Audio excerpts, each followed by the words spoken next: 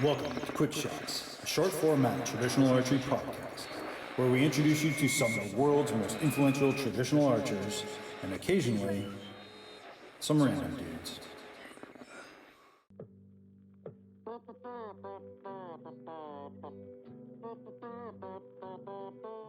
Hey everyone, and welcome back to Quick Shots. I'm your host, Mick Chambers. Today we sit down with Caleb Fleece, a 23-year-old who is already a force to be reckoned with in the traditional archery community.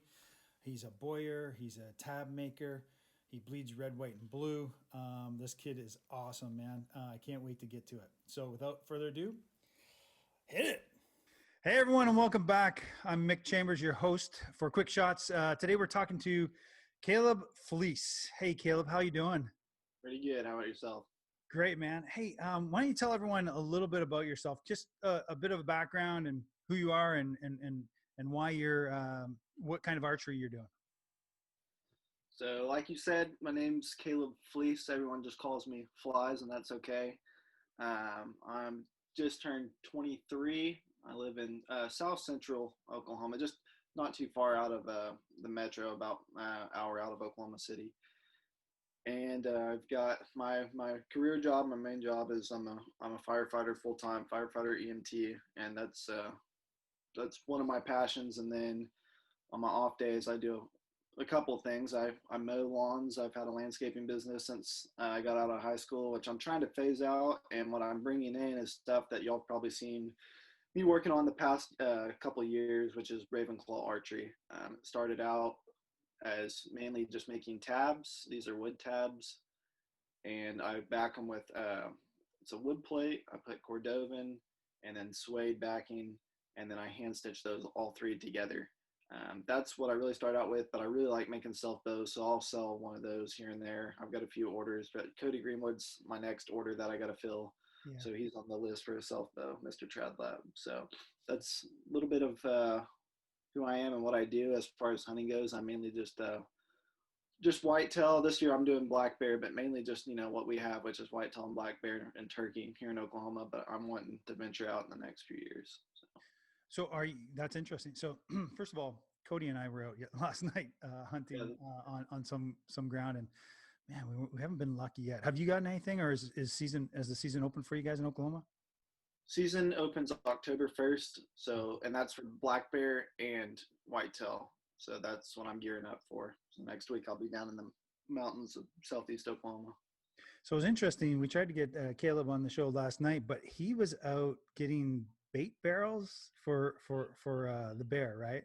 Yeah, I was topping off I've got existing bait barrels. I've got the bear coming in, and they're just wiping. I can hardly keep up with them. I've got a mom and 3 cubs and a couple of boars coming in, and I can't hardly keep up. So it's like a 3-hour drive, and I'm driving down there every week trying to keep them coming in. So I don't even know what goes in a bait barrel. Maybe just kind of. So a lot of people put different stuff, but the main things that you're putting in there is something sweet. Bears, it's not just something you see on TV. They really do like sweet stuff, and that's why they'll get into trash cans and stuff like that. Dog food is a big one that people put out. Donuts, if you can find a donut shop. I've got a lot of donuts that I'm getting from a local shop, and then syrup or used fry grease. That's more so for scent, and then they get it on their paws, and then when they go back wherever they're going, bear can travel so much, and great distances compared to like whitetail, and so now they're tracking that scent all over, which leaves a scent trail back to your barrel. So there's all different types of stuff that you can do, and most of the stuff I've learned from, I don't know if you've heard of Clay Newcomb with Bear Hunter Magazine. He's got the bear hunting podcast. He's our neighbor over in Arkansas. He's killed a couple with traditional gear, I believe, too. Super cool guy. So that's where I learned everything. I'm a rookie. This is my first year doing it. So that's cool. So are you going to be in a tree stand for bear, or do you? Yeah, I'll be in a tree stand. So I've got 2 private land leases, and in private land you can bait. And so that's really your best bet. I know some buddies that tried to spot and stalk, and they haven't had any luck. They're very, very reclusive and smart, and they've got crazy good noses, better than whitetail. So they're extremely hard to hunt without bait. And bait does bring in the bear for a good amount of time instead of just seeing a bear and shooting it. Right after you see it, you can Yeah. watch it come in, make sure it doesn't have cubs with it because it's illegal to shoot a sow with cubs or the cubs themselves, obviously. So it's really good management tool, and that's why a lot of people are trying to do that in southeast Oklahoma. We don't have a ton of bear, but we've got enough of a population now that's growing that we can hunt them down here, which is really neat because that just happened in 2010 was our first year. So brand new it's a brand new species for Oklahomans to hunt. It's really exciting. That is pretty cool. I like when you told me that, I had no idea that you had bear down in Oklahoma, none whatsoever. So that's interesting. But you've been a whitetail hunter for years. Yeah, that's what I've done my whole life, just because that's what my family's done. My grandpa being the main person that's taken me out hunting, that's all we've really done. So it's I love. new, it's exciting. I'm nervous, but I did get to film my buddy 2 years ago, same mountains, and we had one come in. He's a traditional hunter as well, and he didn't get a shot at one. But when I saw that bear in those mountains that my family's from, just it was so cool to me. I would rather shoot a black bear in Oklahoma than any animal on earth right now. That's my number one goal. So Really hopefully that exciting. can happen. That'd be super exciting. It's so traditional, right? It's so traditional for like it's your heritage kind of. When did you Yeah, start? When did you start shooting? Like when did you start hunting, or when did you pick up traditional archery? I should say. it's pretty much just been my entire life. There's no instance that I can remember that I got into it because from the time I can remember, I was going hunting with my grandpa, mainly just sitting in the blind when you're a little kid and you're watching grandpa shoot or Yeah. my dad. And the first bow I got, I don't remember how old I was. I had to have been like 3 or 4, and it was just a little red fiberglass bow. It was a long bow, so that's pretty much how I got into it. And I've always been. My brothers have been attracted to other stuff. One brother does a lot of waterfowl stuff. My other brother's big into fishing, and both of them, when they do shoot, they shoot compounds. And then for some reason, the longbow and recurve and that stuff has always been kind of the thing that interests me, whether it's hunting or like movies. Like when you're a little kid, you're watching all the movies and you see Legolas with his bow or Robin Hood. I remember the Fox cartoon Robin Hood. I mean, it's just always been part of my life. I think but when I listened to you on the push, it was nice when you mentioned that stuff. I mean, I'm the archery geek, so everything's geeky to me. Like so it's just like really cool that you relate your story back to Legolas and Robin Hood and things like that. I thought I was the only one that did that, and then I see you, 23 years old. There's a disparity in age between the two of us, probably 4 or 5 years. Okay, 25 years. There's a 25-year gap between you and me. There's more, 27, I think, 27 years between us, and we You're still young have in the this. traditional world, though. I mean, What's you're one that? of the young guys.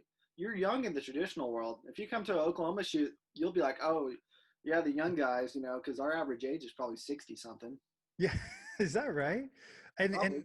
yeah, that I need to hang out in Oklahoma then, because when I first Well, moved to Kansas, everyone was shooting compound. It was hard to find a traditional anyone shooting traditional. But now that I'm kind of in the scene now, it's people I know where to find it. But anyway, so you started shooting really young. You're still kind of young, but you've been shooting quite a bit, and you go to like a ton of matches, and Oklahoma is very competitive space. How are you doing in the competitive circuit? so last year, or I mean, this year, I had a really rough year. I struggled really bad with target panic. For me, anyways. Like I would still place in tournaments locally, and I guess be all right compared to the pack, but really bad for me, poorly for me. For like last year, I was shooting a lot. I worked at an archery shop a little bit, and I had a lot of time to shoot. I wasn't working at a fire department. I was just a volunteer, and I was doing my landscaping job, and I was shooting really well. I shot and won our big indoor shoot with, I mean, I think 15 guys or something like that, Oklahoma shooters, some Texas guys, which a bunch of really good shooters, but I was shooting a lot, was confident. Then I went down to Texas, the Texas State Longbow. That's the one that you heard Delano and Spanky talk about Yeah, your last podcast. That's a huge shoot. yeah. It's a really tough shoot. It's a 2-day shoot, so you have to shoot kind of like Worlds. You got to shoot good both days. And I won the composite class in that against some good shooters. So, and then I won. I won composite or self bow at the Oklahoma State self bow championship, shooting against Tony Tall, placed third at Worlds this year, and then Yep. Rusty who won it. And I ended up having to beat them in a shoot off. So last year I had a really good year. This year, not so much.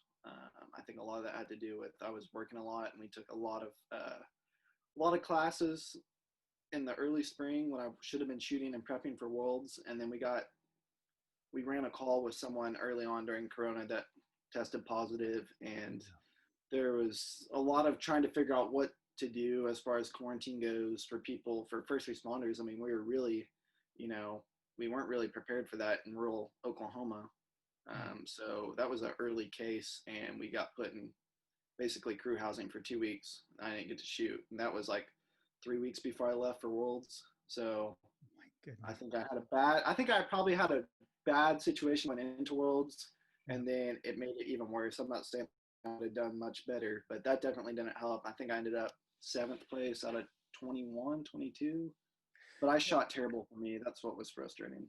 Yeah, you're harder on yourself than than anyone else. Usually, most of us are. I mean, you're still a fantastic shooter. And so, when you're going out now? So you're getting prepared for hunting. So are you on a regimen of working your hunting bow? And what is that setup? I'm shooting the same bow that I shot for 3D this past year. I got the stave that I made the bow out of from a guy that lives a few hours away.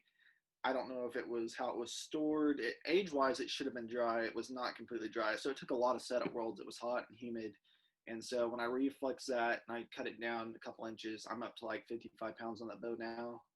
So it's plenty for hunting. Black bears supposedly, from everything I've been told, my buddies that have shot them, are softer than whitetail. They're easier to get good penetration on, which is weird because they're bigger, but Yeah. so I don't think I should have any problem with that. So I'm just practicing with that bow. I don't even think about 3D during the hunting season. 55 pounds. Oh, that's you're a strong dude. Listen, first of all, I want to get this out of the way. You and your new wife, like, how long you been married now?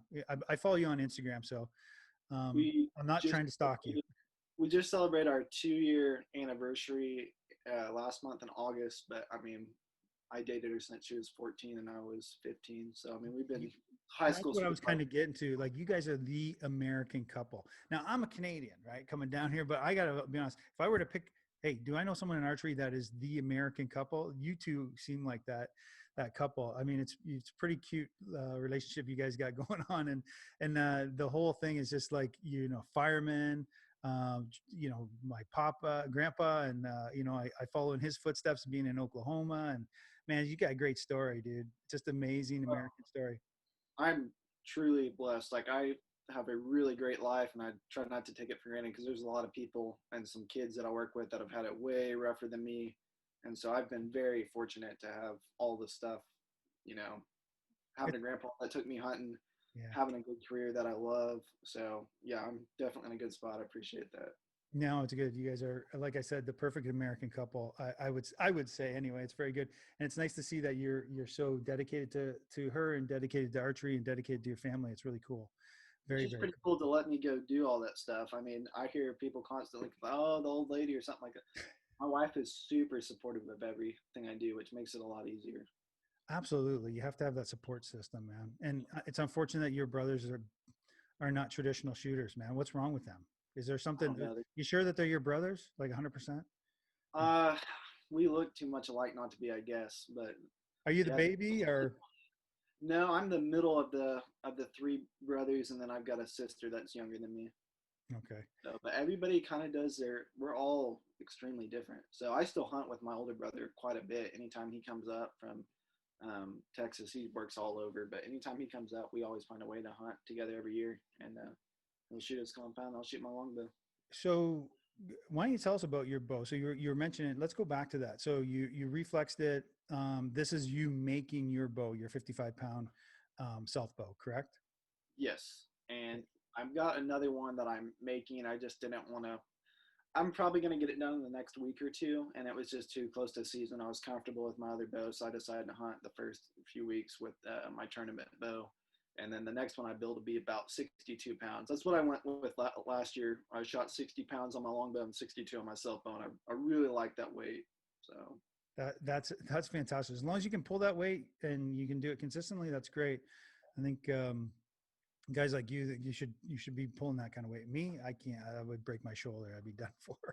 Yeah, and I But try not to overbow myself. Like that's what a lot of people, worry about is, and there's people that shouldn't be shooting that weight. And I think there's probably some things I could gain from dropping down a few pounds. But when it happened to me last year, I did get stuck having to hold that weight back. I don't know if you ever got to see that video, but I ended up holding it back for like 8 to 10 seconds on that buck that I shot.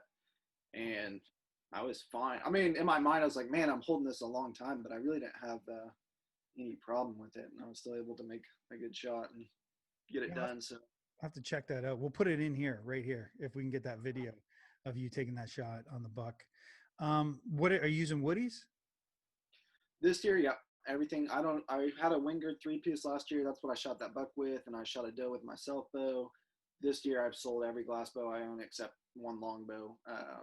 It's a target longbow. But all I've got this year is the self bows. I've got 3 or 4 self bows that I And plan on taking. wood arrows, though, correct? All wood arrows, and yeah, right now I'm shooting some Saddle Hill Arrow Works. One of my buddies makes gorgeous arrows, and I'm also working on some self nock arrows, and I got some trade points that I've been working on. So I'm gonna try and get a deer this year with self nocked arrows with a hafted trade point that I made, and just everything on that bow is something I made. So that's my ultimate goal. Let's talk about how stick and string archery is simple. Because, dude, nothing that you've told me so far makes it simple. You are not taking the easy route whatsoever. Not at all, man. I fully appreciate the effort that you put into traditional archery, because it's really you're like a role model in that area. That's not the easy way to go. The easy way to go is go get a recurve. If you want to do trad archery, go get a Samick Sage recurve and some carbon arrows and start flinging arrows, right? I mean, that's the easy way. The way you guys are doing it, it exponentially increases the difficulty level, and just the way that and the way I saw, this was my first IBO traditional this year, and the way I saw you guys self bow shooters shoot, I was like, oh my goodness, I've never seen anything so impressive in my life. And I know you've had a ton of success in the past too. What's your thoughts? Do you think that it's a lot more, your path is a lot more difficult, or, do you think it's just, that's what comes natural to you? Like, do you think I think it's more difficult to shoot them and make them, obviously, but are you saying I like to choose a more challenging, difficult path, like as a personality trait, or is, Yeah, I think maybe you personally have taken the tougher path. There's an easier path to go, right? But I think you've taken a tougher path. You've made it so that you've challenged yourself on a regular basis. I mean, you cannot. If I picked up your bow, I couldn't shoot that thing, man. There's just no way I could do it. Do you understand what I'm saying? I'm like, kudos to you for doing such a great job, and then keeping that tradition alive. I mean, in traditional archery, to be honest with you. yeah, I think that's part of my personality is just always challenging myself, and like that I like doing things that are difficult because I like the feeling when I get them done. Now, yeah, I'm shooting a self bow and wood arrows and stuff, but I'm not going to say that I can shoot that as good as a guy shooting a bear bow. I can't. I can way outshoot myself with a modern single string setup over my stuff that I've got. That's why I've limited my range. I mean, I shot a deer at 29 yards with my recurve and carbon arrows, and it didn't really phase me. Someone walks out at 29 with my self bow, I can't do it. I mean, it just can't. So So there's, then, so then even there, so stop. So just for a second there, you actually have to become a better hunter then too. So oh, and this you're has adding stuff to it. Yeah. forced me to get so much better and find people that are good at it and talk to them, and surround my, really, I think the best thing that we can do as tournament archers or hunters is you've got a couple options. You can find a group of friends that aren't very good at something, and you might be a little bit better than them. And then you have the feeling of you being the go-to guy in the group. You're the leader. You're the cool guy. You're the one that knows how to do everything. Yeah. But you're probably not going to learn much. So, or you can be the tag along, the guy that's not that good, kind of the loser of the group, if you will, and surround yourself with people that are better than you. Yep. and get over that feeling of, oh man, I'm not the best guy in the group or whatever, but you're going to learn from the people that are better than you. And that's what I've kind of tried to do, is surround myself with guys that are generally 10 years older than me. There's quite a few of them in Oklahoma that are really good shooters and good hunters that are all around the 30, 32 mark. And those are the people that I hang out with, because those are the guys that are making me better. And I can see my trend line over the past 4 years of how much I've developed as a hunter. Not saying that I'm a great hunter, but I went from literally just a kid that, decided, oh, I'm going to do it the same way my grandpa did. We're just going to sit on the edge of this field and try and shoot one with a rifle, to now I'm mapping everything on online mapping with like Onyx, Yep. figuring out what bedding is, figuring out what food is, figuring out what funnels are, drawing all those pinpoints, waiting for the right wind, and then hunting that spot with a self-bow. I mean, my whole hunting approach has changed dramatically. So, and that's because of those guys that I've been around. I wouldn't be able to do it if I just switched my gear up and still sat on the edge of the field, hoping something walked by. Yeah, you say you surrounded yourself with good people, but I keep seeing you hanging out with Shiloh Butts, so I kind of question your judgment. Mr. Shiloh is probably one of the. He's pretty private. You won't see all his stuff on social media. But he's probably. I don't think there's anyone in Oklahoma that's killed more stuff with a stick bow alive right now than him. He gets to do a lot of really cool exotic stuff. And then I've got other friends like, Daniel Schmidt. Dan Schmidt, yeah, Daniel Schmidt. He hasn't gone and done a whole bunch of like crazy exotic hunts, but he's killed a lot of mature deer here in Oklahoma and surrounding areas. Michael Arnett's another guy that's pretty much just mostly North American. I think he's actually gone up to British Columbia and shot a bear. I could be wrong on that, but he's another guy. So those are kind of the guys that I look up to and try and learn from.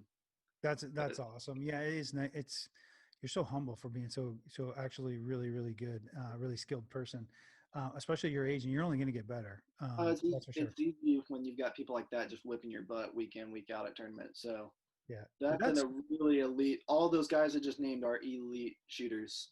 yes. Delano, I mean, he's at all our shoots. I mean, there's a ton of really, really good shooters in Oklahoma, Texas area. Yeah, no doubt, no doubt.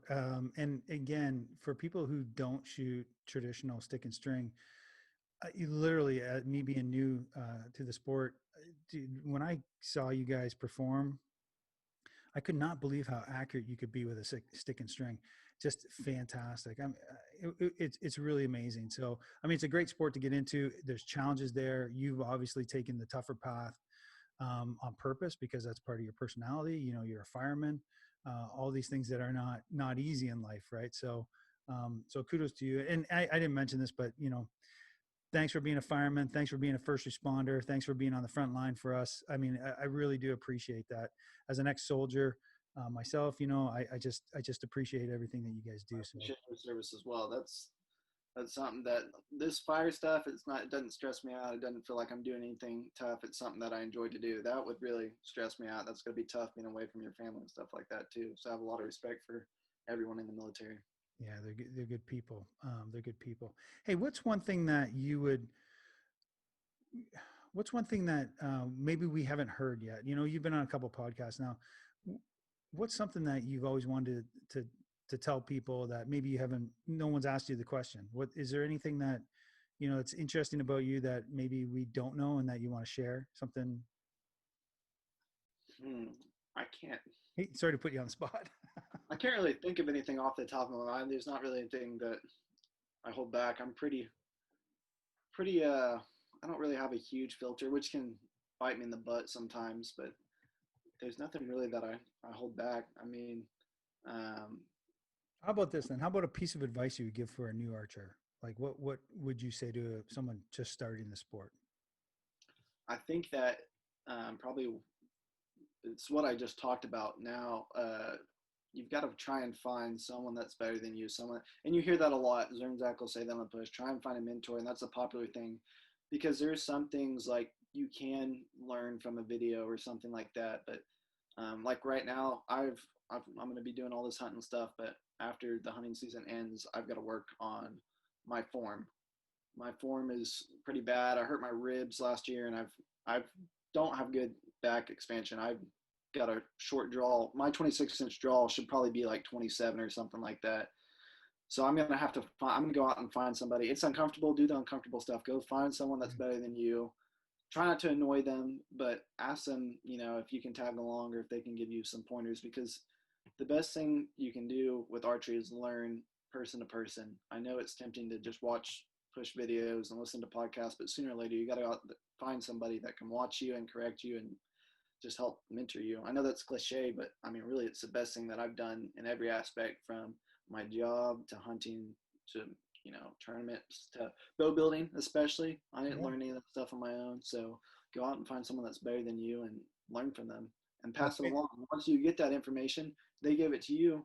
Don't be stingy with it. Pass it along. Give it to other people.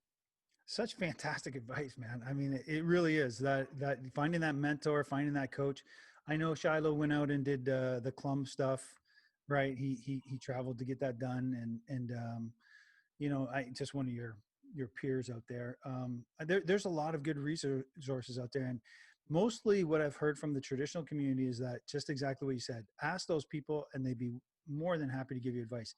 Everyone that we've had on here so far has absolutely said, call me, text me, do whatever. Matt and I talk a lot, and he's in Zernzak's like, get someone to, phone in, like, and get you on Facebook, and then they give you like that real-time advice.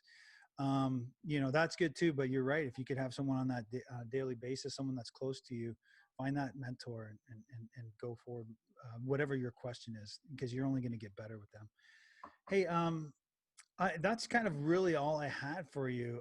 That's all the questions I had. I just want to ask a couple of, well, at least I want to ask one question, and you can answer it any way you want. But I always like to put people on the spot. So I'm going to ask you something, and you can either hang up on me or you can answer the question. It's up to you. Completely up to you. I gotta hear it first.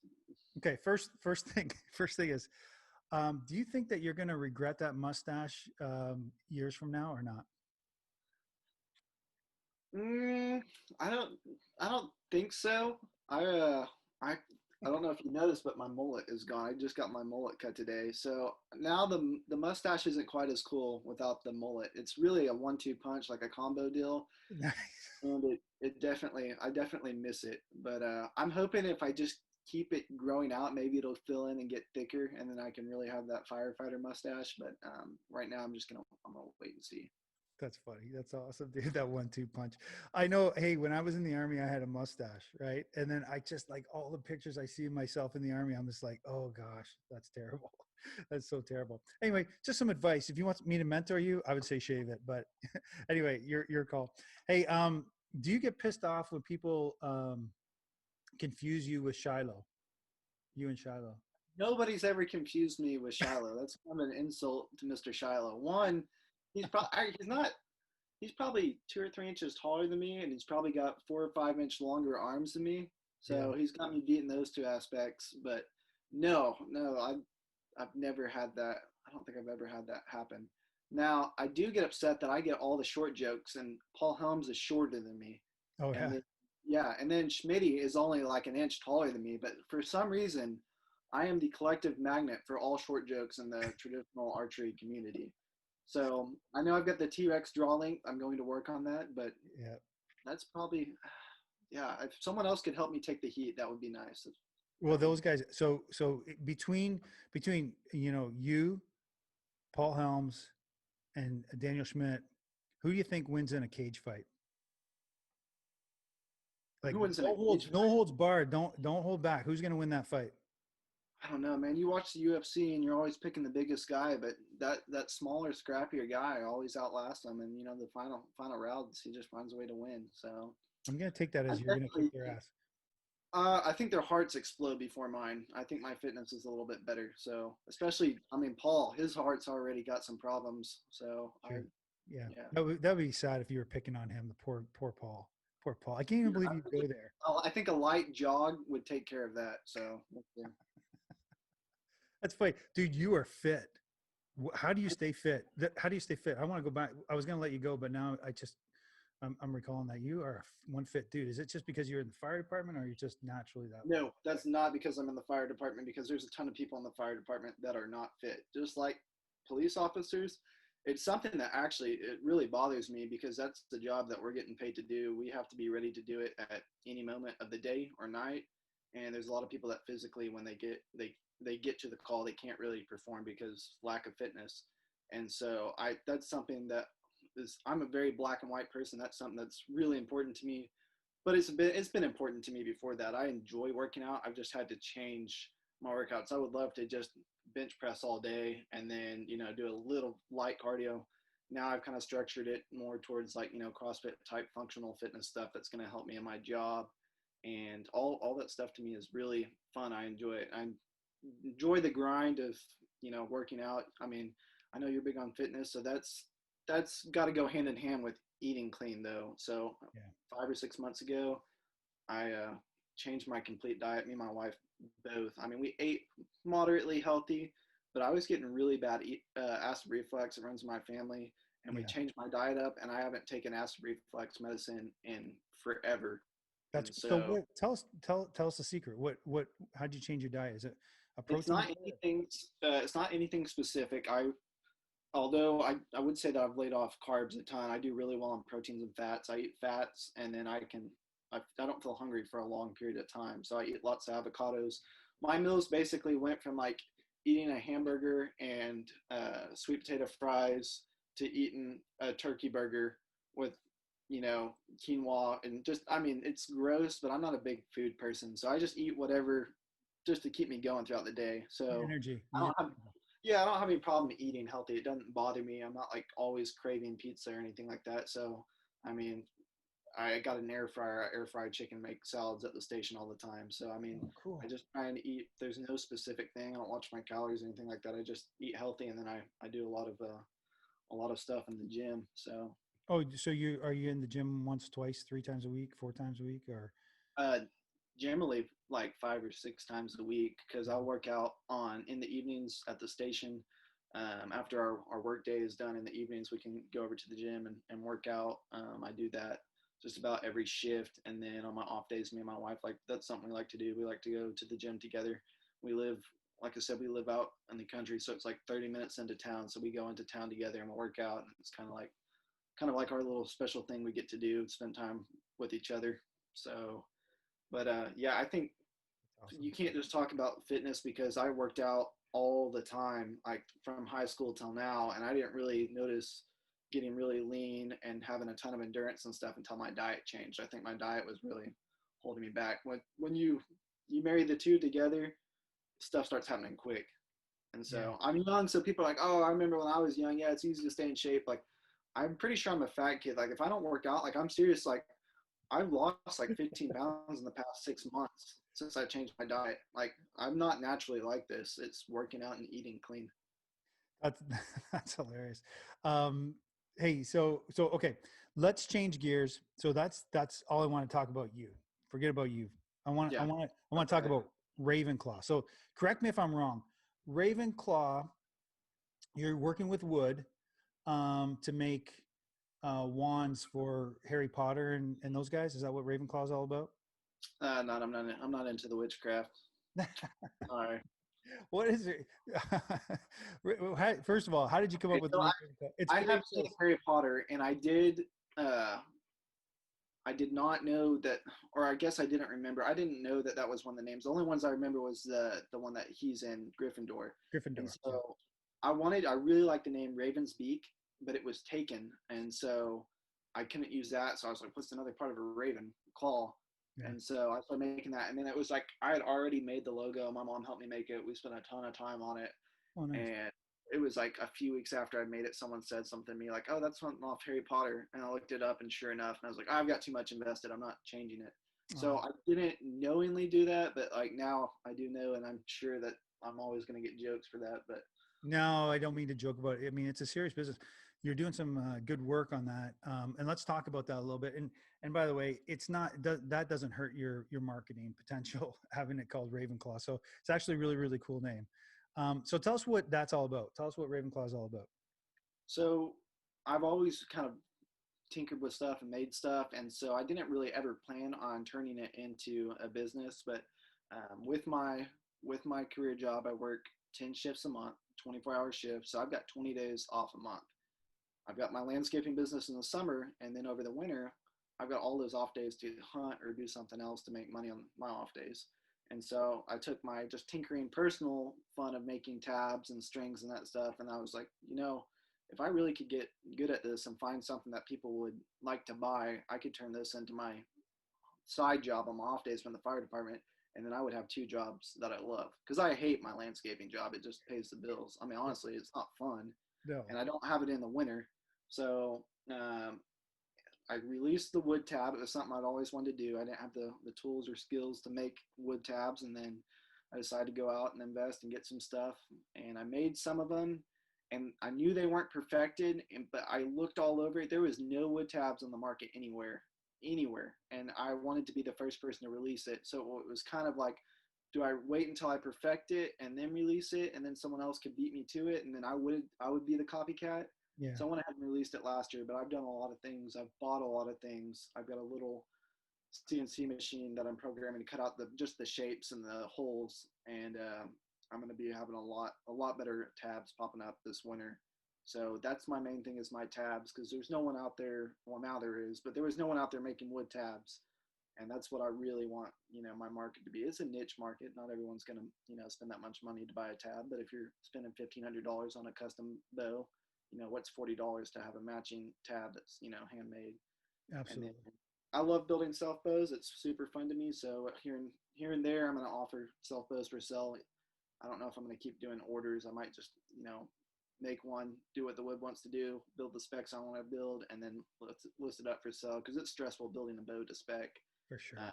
So especially with self bows, but those are the two main things. I'm not making strings anymore. It's just going to be tabs and self bows. Let's talk a little bit about the tabs. So the tabs themselves, what are they made out of? And then sort of let's see the design. If you got one there, right? Yeah, let's see what I did with it. But the wood tabs, I have to go through and I have to mess with the wood. And I talked to a couple bowyer buddies, because I can't make it out of any piece of wood. There's certain woods that are too soft that I can't use. Like I tried to make one out of yew, and it's a beautiful wood, and it's just so soft it just breaks. And I was really sad that I couldn't make it out of those. But so there's a lot of woods though that are really good woods. This is black and white ebony. I Nice. make them out of walnut, maple. There's all types of exotic woods that you can make them out of. Bacote is probably my most popular one. And so I take the wood, I cut out a blank. Right now I've been doing it all on I've got a small bandsaw. I cut out the shape, I sand it to thickness, I sand the shape, I drill press all the holes by hand. That's the hardest part. You might spend 30 minutes making this tab blank, and then you get one hole that isn't in alignment, and you got to scrap it. So Yeah. that's where that machining process is going to come in and really help clean that up. This was one that was all hand drilled, and then I take three. It's basically three components. It's a wood, Cordovan leather, which is it's actually horse leather, and I think it's primarily sourced out of Italy. Mm-hmm. And it's a really slick leather. That's what most of those tab companies are using. It's just really expensive, but to me, if I'm gonna build a wood tab that's gonna be kind of a higher price point, I'm gonna go ahead and use all top quality components. So, and then I back it with suede. So I can do paracord, or I can do shot cord. I prefer shot cord. Just like, do you shoot a Yoast, I'm assuming? Yeah, I shoot you. Eric's super helpful. He showed me a place to get these snaps, super high quality snaps. I was using them off Amazon, and they're just popping off. And then Yeah. these American made ones are really good. So I think it's a really good quality tab. Shiloh's shooting one that I made him. I don't know if Daniel's shooting his. Delano has one. So I'm trying to get them out to some guys, and I don't know if you can see that the edges. This is one that I made with my new leather cutting machine. So this is what they'll look like from here on out. It If you looks look really back, good. yeah, they look a lot better. And so there are a couple people that kind of came out with wood tabs after me, and they released some really good looking tabs, and that kind of lit a fire under me to improve my quality of them. So that was actually kind of a good thing for me and Ravenclaw. But yeah, that's the tabs. I offer 3 different sizes. I've got all the stuff on my website. It'll show you the dimensions and specs, so you can go on there and figure out what's going to fit you. Give us the URL for the website? What's the address? It's just ravenclawarchery.com. Oh, that's fantastic. That's great. You got that.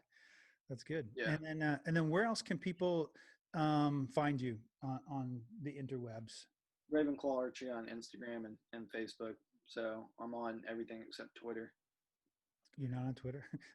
No, I I'm don't not think really. you don't think you need to be on Twitter, but that's cool that we can find you there. So great looking products. Those tabs look fantastic. It's been great talking to you, dude. It's been great getting to know you. You're just got an awesome story and awesome archer and very motivational, to be honest with you. It's pretty awesome. So thanks for being on the show today.